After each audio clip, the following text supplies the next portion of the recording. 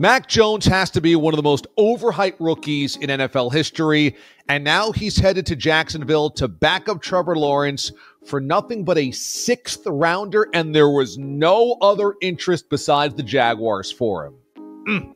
Life comes at you fast.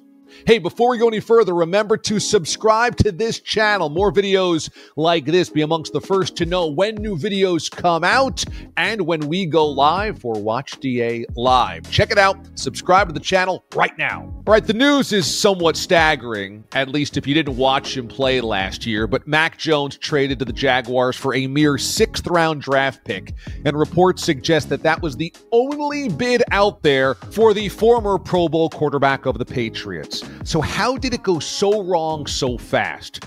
Okay, let's start at the beginning. Number one, Mac Jones was never as good as he was made out to be by some in the media. I think there was a desperation in Boston for the Patriots to find the next Tom Brady, or at least the next starting quarterback, and for that starting quarterback to keep the good times rolling and to re-energize a dynasty that had faded after Brady had left. You know, there was that really weird Cam Newton season in 2020, and then the beginning of that 2021 year when Cam was still on the roster, and then Mac Jones takes the football, and the Patriots actually make the postseason. But if you watched Mac Jones that year, what was he defined by? Decision-making. It wasn't his arm that was fantastic. It wasn't his mobility. There was barely anything there. It wasn't like the offense had some type of explosive capabilities. It was just that Mac Jones didn't turn the football over. Mac Jones made the passes that were safe and appropriate and moved the football. Now, there's nothing wrong with that, but there's a lot of quarterbacks in the NFL that don't turn the football over, or could not turn the football over if that was the only goal. But instead of Mac Jones just being touted for that, and only that, he was built into a star. Now, I know this personally from having worked in Boston. When the Patriots are good, like a lot of teams around the NFL, when they're good, business is good. And I think the Patriots media had seen 20 years of revenue and clicks and ratings and attention, and hoped that this was the bridge to the next era. I think if you looked at that, though, unbiasedly, I don't think that Mac Jones ever truly shone as a potential star. I was never all that blown away by his play in 2021. And so when I see some of these crazy projections, some of these incredible predictions, some of these glowing reviews of Mac Jones being the ultimate leader, I just never really bought it. And when you look at it in retrospect, it seems really ridiculous because the overhype was in overdrive very early. The idea that this guy was all of the things you needed to be the next great franchise quarterback and to fill those huge, huge shoes left behind by the greatest of all time, that was always an unfair expectation on Mac Jones.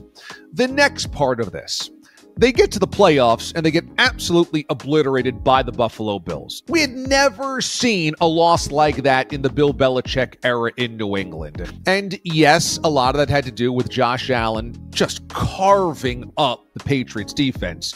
But also, I mean, Mac Jones was clearly in over his skis in that game. And I thought as you watched that playoff game unfold, you sat there and said, boy, is this guy really ready to elevate a franchise?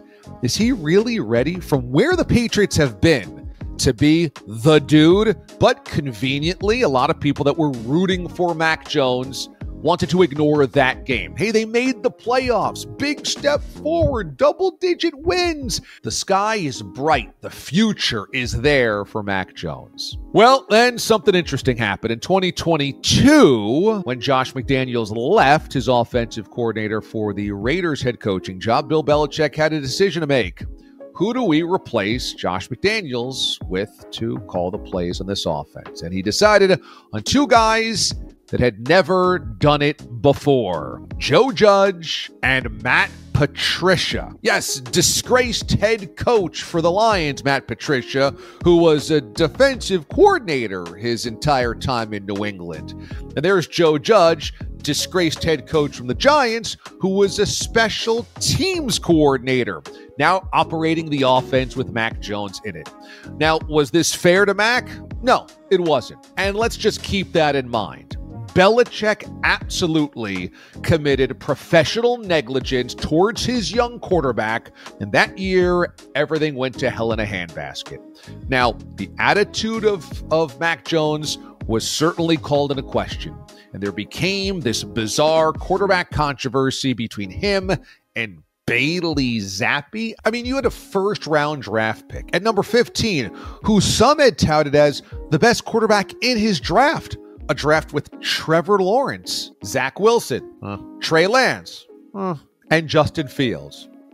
But still, the fact that we were just coming off of a playoff spot and all of these huge aspirations of Mac Jones being the franchise guy to already be splitting conversation and snaps and starts with Zappi said something really problematic about him and the organization. So here we are, and Mac Jones's attitude changes, and he's reportedly sniping with the coaching staff.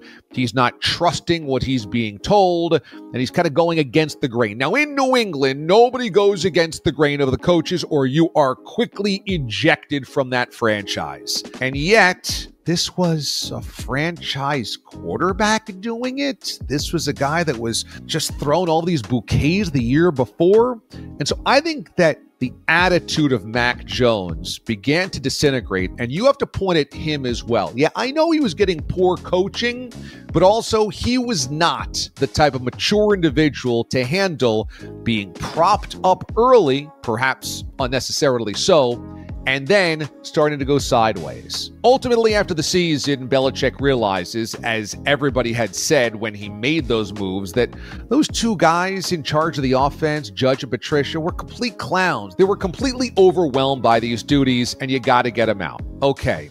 But then we go into 2023, and the attitude stuff is still there. You got to realize that his rookie season, nobody is saying Mac Jones is difficult to coach. Nobody is saying he's supremely arrogant. Nobody is saying he's not putting in the work. And those things start to bubble to the surface. And I think that once that door was cracked open a little bit, where he wasn't having the success that he once did, now suddenly he's got scrutiny and he can't handle it. I think the maturity of Mac Jones completely pushed him sideways. Combine that with a game that was never dynamic. Look, we can look at Justin Fields and say he's wildly inconsistent, but dude's got wheels. There's no doubt you see him on a football field, and he can make big plays with his legs, something that Mac Jones couldn't do. Say what you want about Trevor Lawrence, and perhaps he didn't live up year one to that billing as well, and some people still think that he turned the football over too much. But he's got a howitzer compared to Mac Jones. Guys that have the tools compared to Mac, you can see that differential. With Jones, what does he do particularly well? And if it's not decision-making, it's not anything. And at least off the field, the decision-making became worse and worse and worse. Clearly, it went really poorly. But outside of New England, there's no GMs that think that if they got Mac Jones, they could turn him around. We can fix him. Physically limited and upstairs doesn't have the tools as well. And so the best he can do is fetch a 6th-round draft pick to be a backup to a guy that he was drafted behind. It was the perfect storm. It was a quarterback that didn't really have high-end talent, that was really a reach at 15, simply there because Saban and Belichick are BFFs, and then combine that with an overhype in year one because the defense, the special teams, and the coaching was solid around Mac Jones so that he could kind of play passenger en route to a playoff game. But really, if you look closer, he didn't have the physical traits.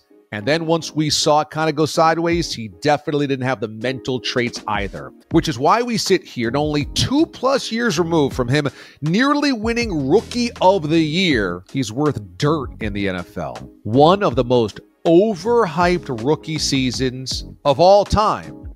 And the reality is, he'll be lucky ever to start again in the NFL. Hey, for more videos like this, make sure you subscribe to this channel and leave a comment below. I want to know, what do you think about this crazy crash and burn of Mac Jones's career? Hit me up below. Also, subscribe to the channel by clicking on this button right here. You'll be amongst the first to know when we have new videos out and when we go live. Thanks for watching, everybody. I'm DA, Damon Amendolara. We'll see you next time.